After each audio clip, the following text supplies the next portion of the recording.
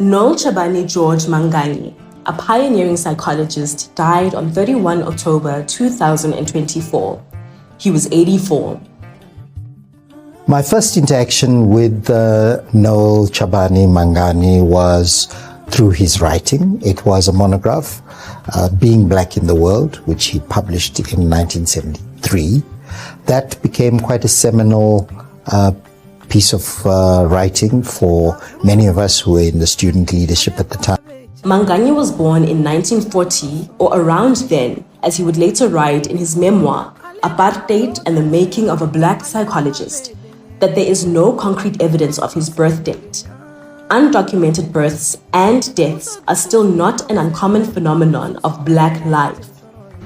So, when we build a body of knowledge that is reflective of us as Black people in this country, these are the people who are going to teach. These are the kinds of knowledges that we are going to teach. So that we cease teaching you about Italian artists, when we teach you, the history of art, or when we teach you psychology, we must not teach you Freud, we must teach you Chabani Manganyi, so that you can have a sense of the discipline that relates, to the people that we are going to be working with.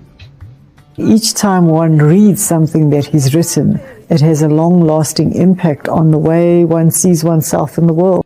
The Manganyis were immigrants from Mozambique who settled in Mavambe, in what is now Limpopo province. The young Chabani's first school was across the river from his home, before he went to an Assemblies of God mission school at Caledon, where he had his first introduction to whiteness. From the mission school, he would transfer to Shingwedzi Primary School. His first high school was Mpapuli High School in Sibasa, now Thohoyandou, and he completed his final year at Lemana. Obviously intelligent, politically curious, and a searcher, Manganyi was one of the first cohort of students to enroll at the University College of the North, colloquially referred to as Turfloop. Now called the University of Limpopo, Turfloop was one of the university colleges created by white apartheid lawmakers in 1959. The aim of these ethnic universities was to provide inferior tertiary education for Black students. During his studies at Turfloop, Manganyi was involved in student politics. His books were quite influential in refining my outlook in life, in thinking about what my purpose is and how I would like to be.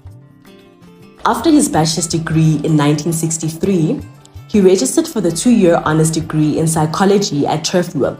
The course material and examinations were those of the University of South Africa, also known as UNISA. While working as a personal officer, first at AC Electric and then Ellerines, Manganyi read for his research-based master's degree in psychology at UNISA. He graduated with a master's degree in psychology in 1968. Having decided to abandon working as a psychologist in commerce and industry, following a debacle at Ellerines, he switched lanes and would find a place as a clinical psychology intern at the Department of Neurosurgery and Neurology at Baragwanath Hospital, now Chris Hani Baragwanath Hospital in Soweto.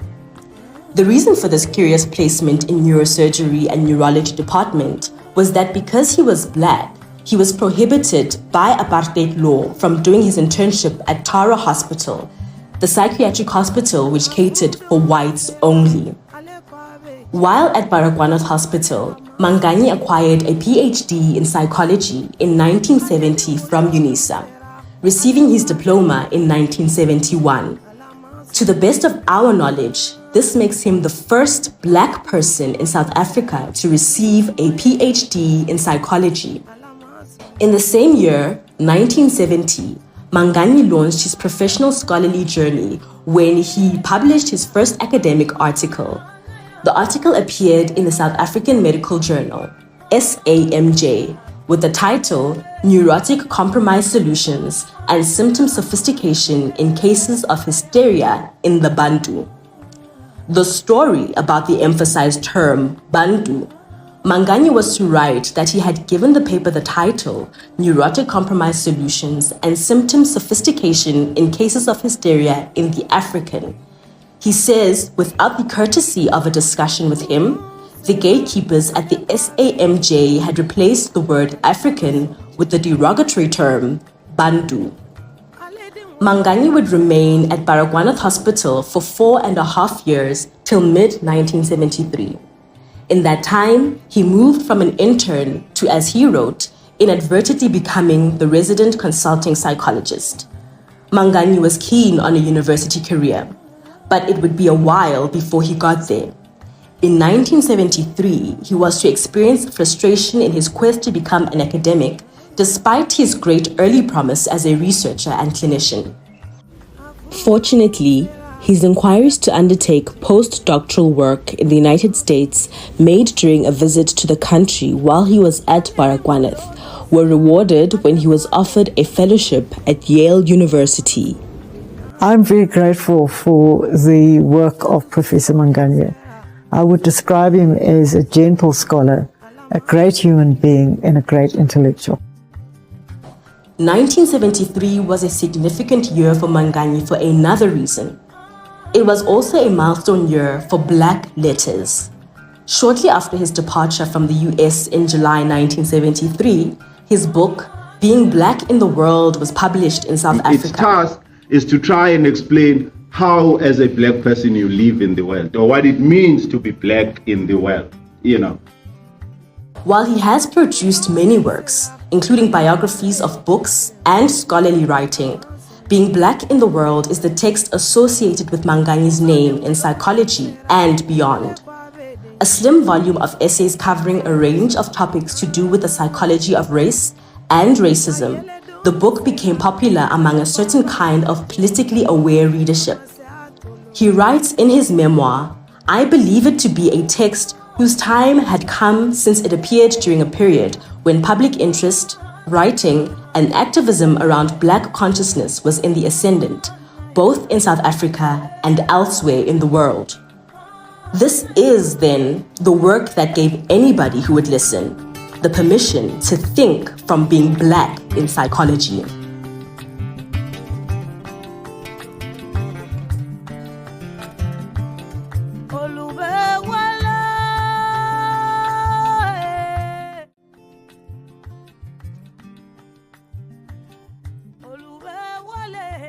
Manganyi was more than just a psychologist.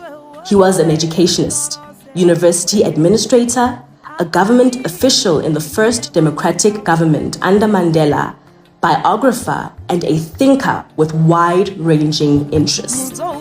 Chabani Manganyi, Famba kahle.